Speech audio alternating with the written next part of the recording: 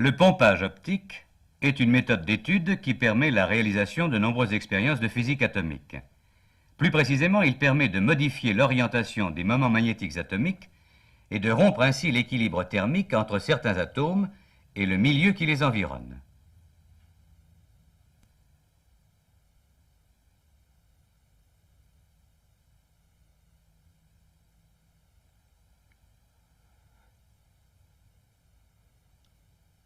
Lorsque l'atome ne subit pas d'interaction extérieure, son moment magnétique conserve une orientation fixe dans l'espace.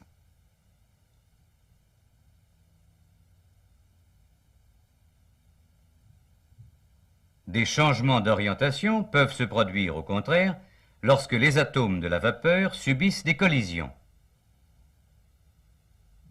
L'atome peut céder à la paroi son énergie magnétique et s'orienter dans le sens du champ. Mais la paroi est constamment le siège de mouvements d'agitation thermique, et ceux-ci peuvent rendre à l'atome assez d'énergie pour qu'il s'oriente en sens opposé au champ magnétique.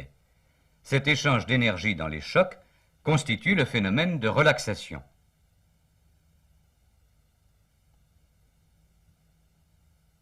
La relaxation pourrait modifier le nombre N1 d'atomes dans l'état du bas et le nombre N2 d'atomes dans l'état du haut.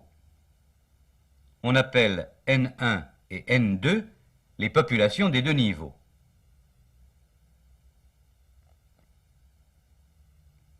Mais pour une température constante de la paroi, la relaxation produit un équilibre thermique où les populations N1 et N2 restent en moyenne constantes.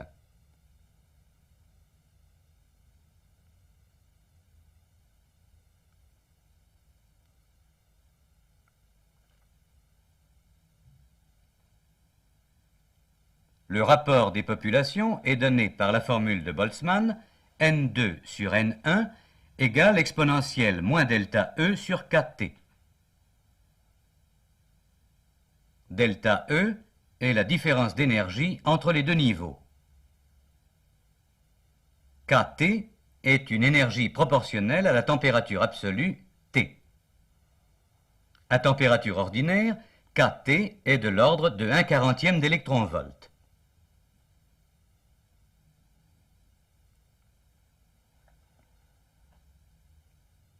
D'après la formule de Boltzmann, si l'écart d'énergie delta E est très grand par rapport à kT, le niveau du haut est vide. Mais si delta E et kT se rapprochent, la population du niveau supérieur n'est plus nulle. Inversement, si l'écart d'énergie delta E est très petit par rapport à kT, les deux niveaux sont presque également peuplés.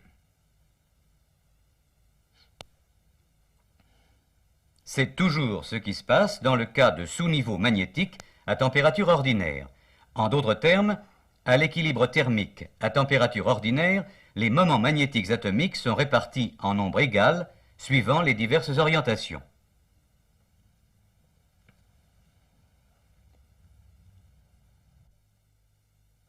Terminé.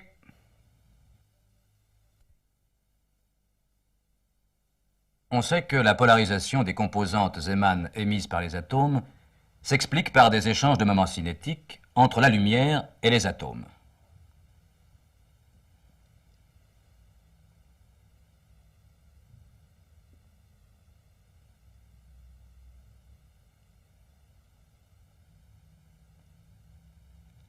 Inversement, excitons un atome avec de la lumière polarisée circulairement sigma+, tournant autour du champ magnétique dans le sens positif.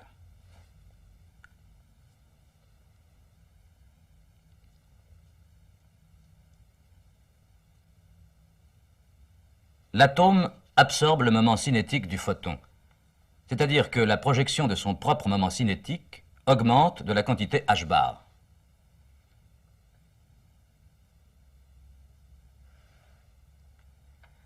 Bien que la méthode soit générale, nous l'expliquons dans le cas particulier où les moments cinétiques n'ont que deux orientations possibles, aussi bien dans l'état fondamental E0 que dans l'état excité E1. Les atomes dirigés dans le sens du champ ne peuvent pas absorber la lumière sigma plus parce que leur moment cinétique ne peut pas augmenter. Lorsque les atomes dirigés en sens opposé au champ absorbent la lumière sigma plus, leur moment cinétique s'oriente dans le même sens que le champ magnétique.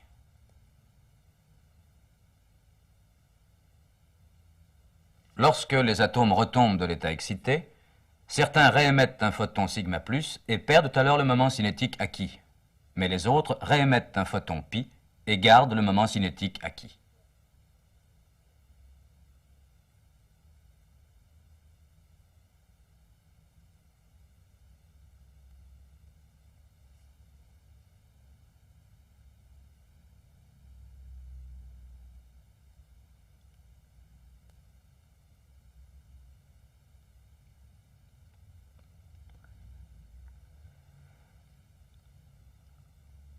En résumé, le moment cinétique total de l'ensemble des atomes et du rayonnement est conservé, mais une partie du moment cinétique de la lumière a été transférée aux atomes. Le processus peut se reproduire plusieurs fois à la suite. À chaque fois, le nombre d'atomes orientés dans le sens du champ augmente.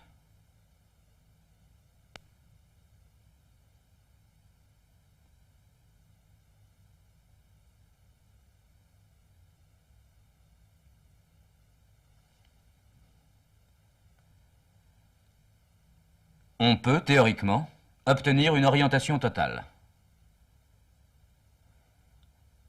Inversement, si on excite les atomes avec de la lumière polarisée sigma-, tournant autour du champ magnétique dans le sens négatif, on leur communique du moment cinétique négatif, dirigé en sens opposé au champ magnétique. Les atomes s'orientent dans le sens opposé au champ magnétique.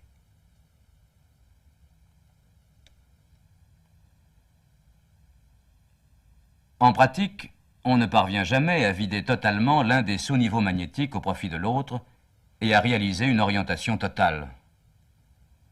Le pompage optique, en effet, tend à détruire l'équilibre thermique. Mais la relaxation s'y oppose. Elle tend constamment à rétablir cet équilibre.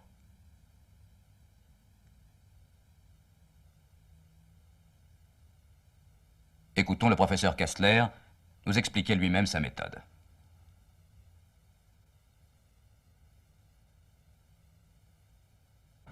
Les méthodes optiques de la résonance hertzienne ont été développées au laboratoire de physique de l'École normale supérieure par l'équipe que Jean Brossel et moi-même avons constituée à partir de 1951.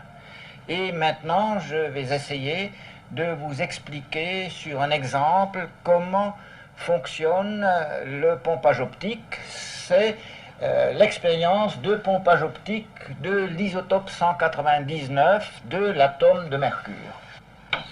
Et on utilise pour l'excitation optique l'arrêt de résonance optique de 1537 angström.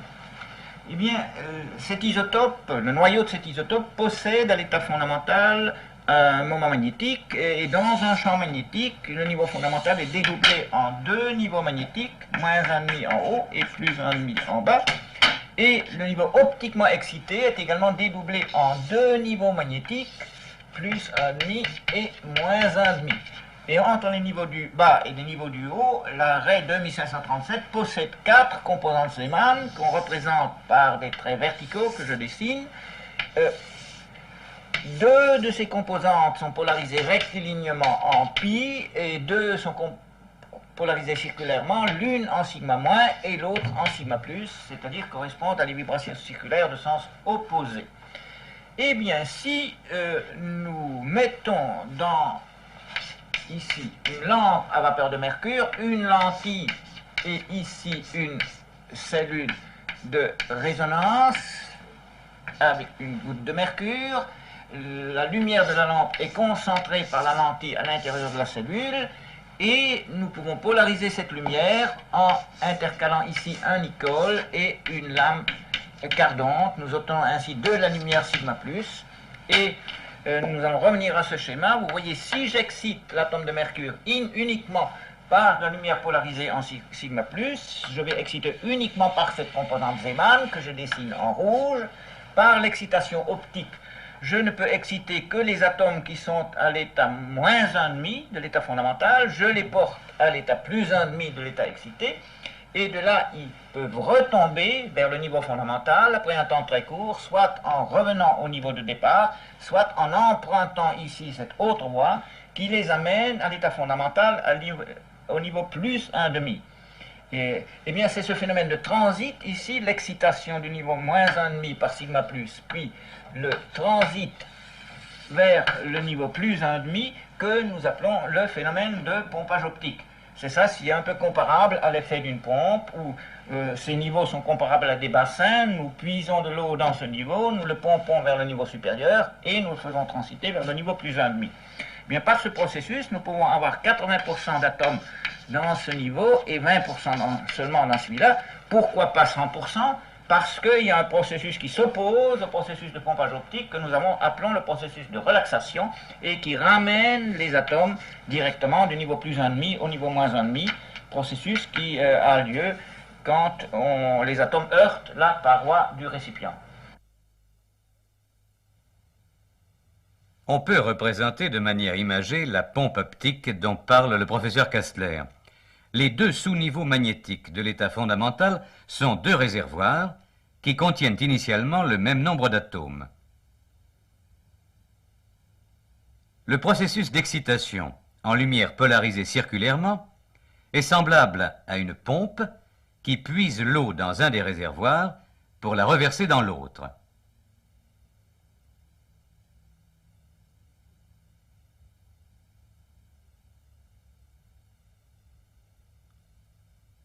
Les soupapes de la pompe optique ne sont pas étanches.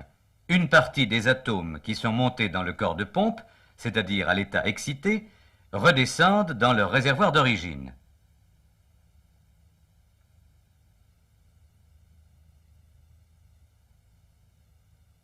Mais cela n'empêcherait pas la pompe optique d'être efficace si rien ne s'opposait à elle. La relaxation est comparable à une fuite dans la paroi de séparation des deux réservoirs qui tend à égaliser leur contenu. Si la fuite est petite, l'égalisation n'est réalisée qu'au bout d'un temps relativement long.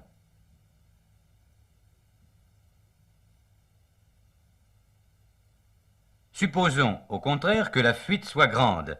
L'égalisation est obtenue en un temps très court. On peut définir rigoureusement une constante de temps du phénomène appelée temps de relaxation T1. Ceci n'empêche pas de créer une différence entre les contenus des deux réservoirs. Quand la différence des contenus augmente, le débit de la fuite augmente et un équilibre dynamique s'établit quand le débit de la fuite est égal à celui de la pompe. Si le pompage est faible et le temps de relaxation court, on n'obtient qu'une petite différence des contenus. Si au contraire le pompage est violent et le temps de relaxation long, on obtient à l'équilibre dynamique une très grande différence entre les deux réservoirs. C'est-à-dire que les atomes orientés dans un sens sont beaucoup plus nombreux que les atomes orientés en sens opposé. On a réalisé l'orientation atomique de la vapeur étudiée.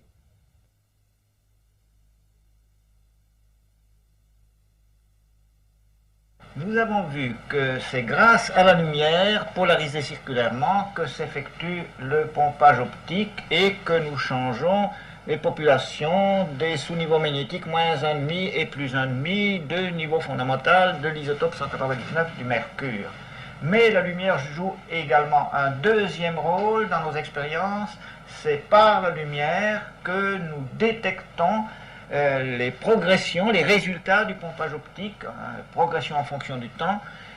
En effet, revoyons ce schéma ici, nous voyons que les radiations de polarisation sigma plus peuvent être absorbées seulement par les atomes qui sont à l'état moins 1,5 du niveau fondamental, au fur et à mesure que le pompage optique s'effectue, le nombre d'atomes qui est dans ce niveau va donc en diminuant et les atomes s'accumulent au niveau plus 1,5.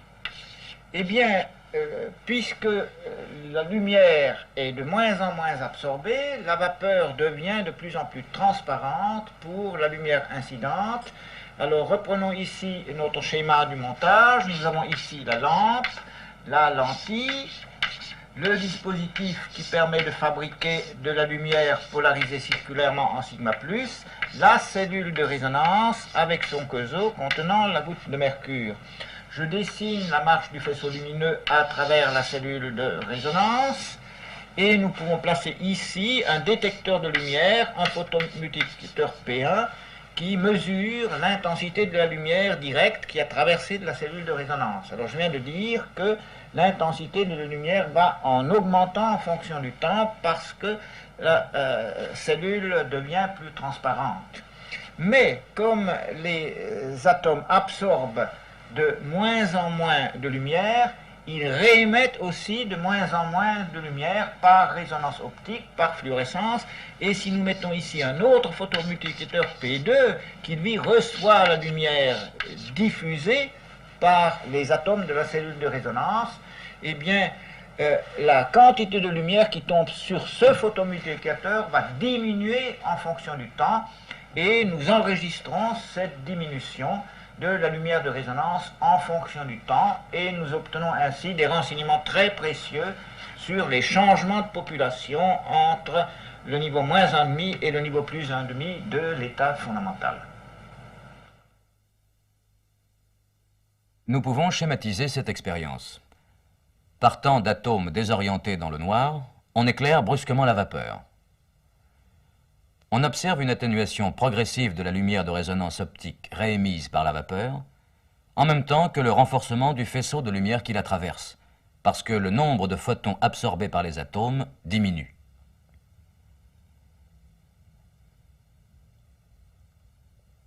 Une cellule photoélectrique permet de mesurer l'intensité lumineuse réémise et de l'enregistrer en fonction du temps sur un oscillographe cathodique. La diminution observée au cours du temps de l'intensité lumineuse réémise est une preuve de la diminution du nombre d'atomes dirigés en sens opposé au champ, c'est-à-dire de l'orientation des atomes.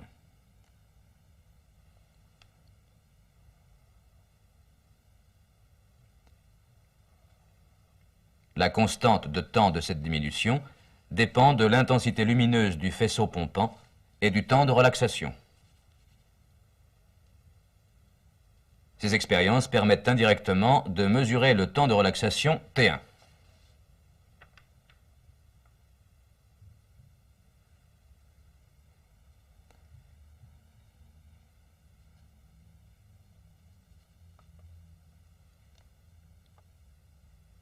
Avec des atomes de mercure ou de cadmium, on obtient des temps de relaxation de plusieurs secondes, bien que l'atome subisse environ 10 000 collisions en une seconde. Cela montre qu'une collision seulement sur 10 000 est capable de désorienter l'atome. On explique ceci par le fait que dans les cas particuliers du mercure et du cadmium, les moments cinétiques et magnétiques de l'atome proviennent uniquement de son noyau. Et dans les collisions, le noyau est protégé par les couches électroniques.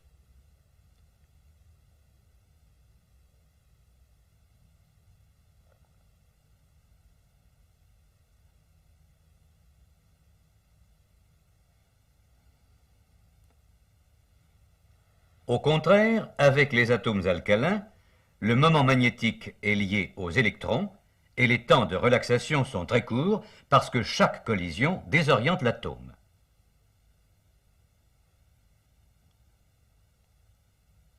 Mais on peut ralentir considérablement la relaxation en recouvrant intérieurement la paroi de verre d'un enduit spécial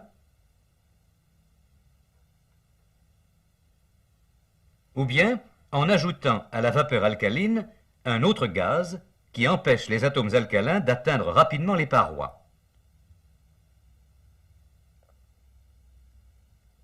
Pour qu'il puisse jouer ce rôle de gaz protecteur ou gaz tampon, il faut que ces atomes eux-mêmes ne désorientent pas les atomes alcalins, c'est-à-dire qu'ils n'aient pas de moment magnétique.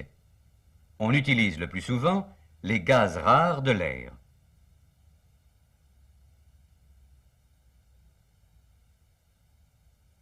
Si, au contraire, on mélange avec la vapeur étudiée un gaz dont les atomes ont un moment magnétique, les deux types d'atomes peuvent, dans une collision, échanger leur moment cinétique.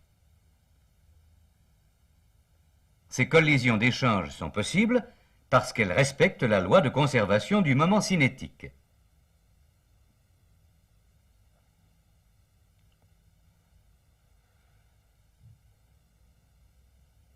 L'orientation donnée par pompage optique aux atomes d'une certaine espèce est transmise dans les collisions d'échange aux autres atomes.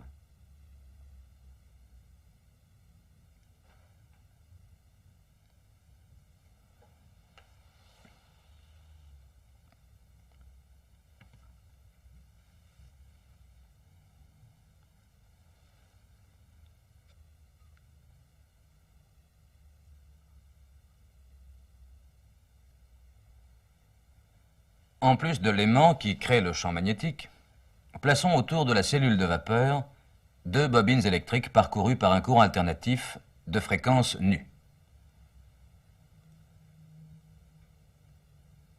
Ces bobines créent un champ magnétique alternatif H1 cosinus 2π nu t, perpendiculaire au champ constant de l'électroaimant que nous appellerons désormais H0 pour éviter toute confusion.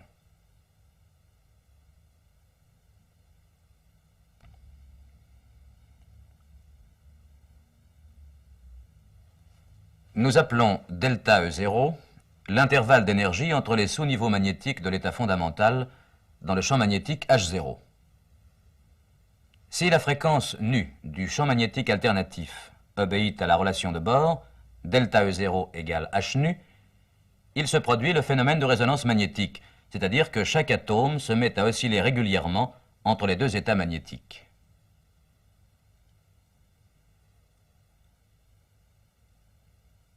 La vitesse d'oscillation est d'autant plus grande que l'amplitude H1 du champ magnétique alternatif est elle-même plus grande.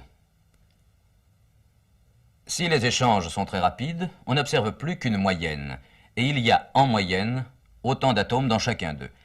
La résonance magnétique tend à détruire l'orientation atomique, c'est-à-dire qu'elle s'oppose au pompage optique. Nous avons vu que le pompage optique rend la vapeur plus transparente et fait décroître l'intensité de la lumière de résonance optique réémise par la vapeur. La résonance magnétique produit les effets inverses. Elle rend la vapeur plus opaque et fait augmenter la lumière réémise par la vapeur. Ceci permet d'observer expérimentalement la résonance magnétique sur une vapeur.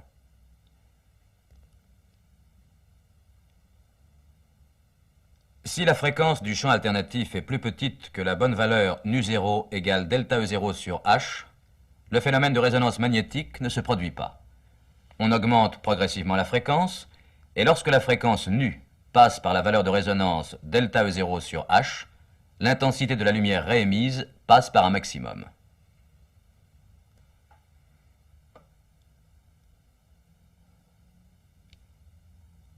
On peut mesurer cette intensité lumineuse sur un appareil enregistreur dont le déplacement horizontal est proportionnel à la fréquence nue. Un appareil compteur à affichage direct permet de contrôler cette fréquence. Si nous faisons varier la fréquence, nous voyons se tracer sous nos yeux une courbe de résonance magnétique. Les fluctuations parasites inévitables n'empêchent pas de voir l'allure du phénomène.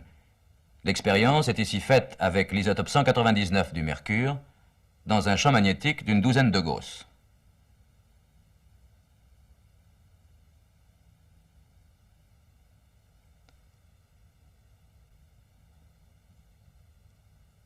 En pointant avec précision le maximum de la courbe de résonance, on mesure la fréquence de résonance nu0 égale delta E0 sur H.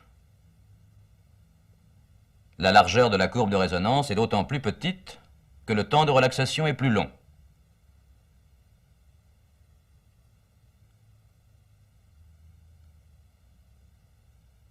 Donc, la précision avec laquelle on mesure la fréquence de résonance nu0 est d'autant meilleure que le temps de relaxation est plus long.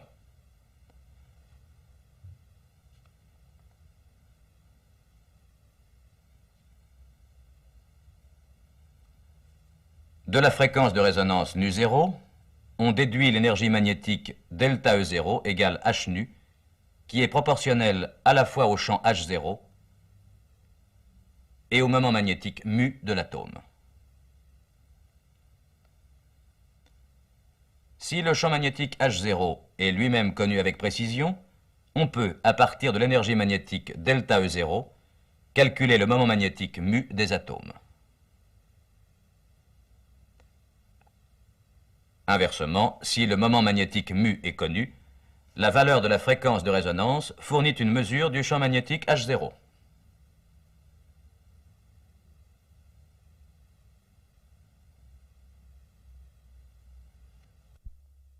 Voici au laboratoire de l'École normale supérieure un montage typique permettant d'effectuer ces mesures. Les professeurs Kastler et Brossel s'entretiennent avec un de leurs élèves des problèmes posés par une expérience nouvelle.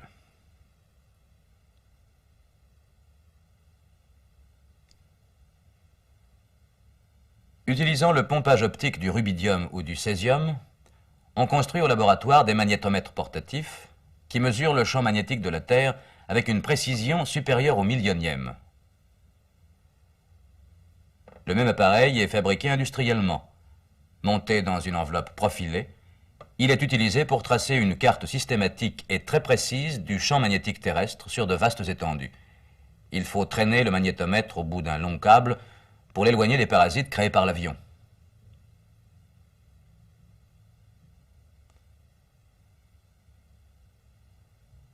La construction miniaturisée et extrêmement robuste de ces magnétomètres permet de les utiliser aussi dans les satellites.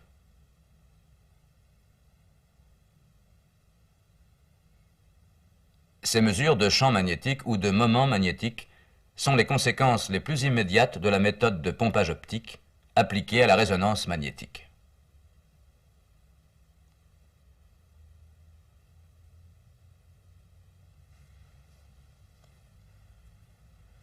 Le pompage optique offre encore beaucoup d'autres possibilités que nous ne pouvons pas citer ici malgré leur caractère fondamental.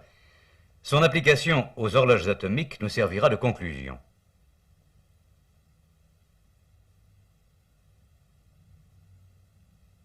Il existe dans le diagramme d'énergie des atomes alcalins des niveaux d'énergie très proches du niveau le plus bas, mais qui en restent distincts même en champ magnétique nul. On dit que l'état fondamental est divisé en plusieurs niveaux hyper fins. L'écart énergétique entre ces niveaux est assez faible pour que la fréquence nu correspondante tombe dans le domaine des ondes radioélectriques ou de radar. Et on sait fabriquer des générateurs électriques oscillant à ces fréquences. La méthode du pompage optique peut se généraliser au cas de niveaux hyper fins et elle permet de contrôler si la fréquence du générateur électrique a la valeur nécessaire pour produire des transitions entre ces niveaux.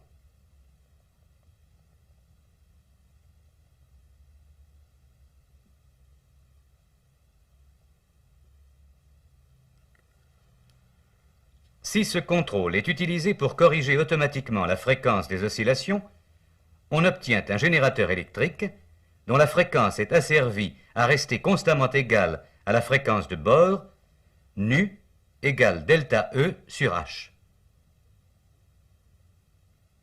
Les périodes de la tension électrique gardent ainsi des durées rigoureusement constantes. Si on compte le nombre des périodes, on transforme le générateur de précision en une horloge permettant la mesure du temps.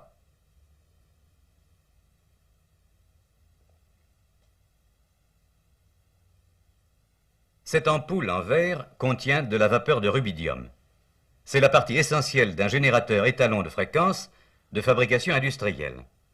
Une lampe à rubidium effectue le pompage optique et la lumière qui a traversé la vapeur est recueillie par une cellule photoélectrique. L'ensemble optique s'insère dans un boîtier plus vaste contenant l'électronique de contrôle et d'asservissement. La fréquence de cet étalon est définie avec 11 chiffres exacts. L'adjonction d'un compteur suffit à le transformer en horloge atomique.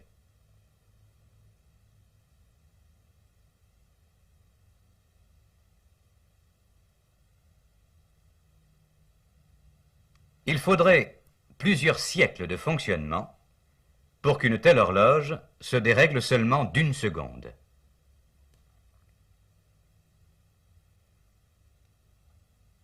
Depuis toujours, l'humanité a confié aux astronomes le soin de mesurer le temps. Et ceux-ci sont parvenus aujourd'hui à de grandes précisions. Désormais, les physiciens entrent en compétition avec eux. Mais qui nous dira où conduit le temps ?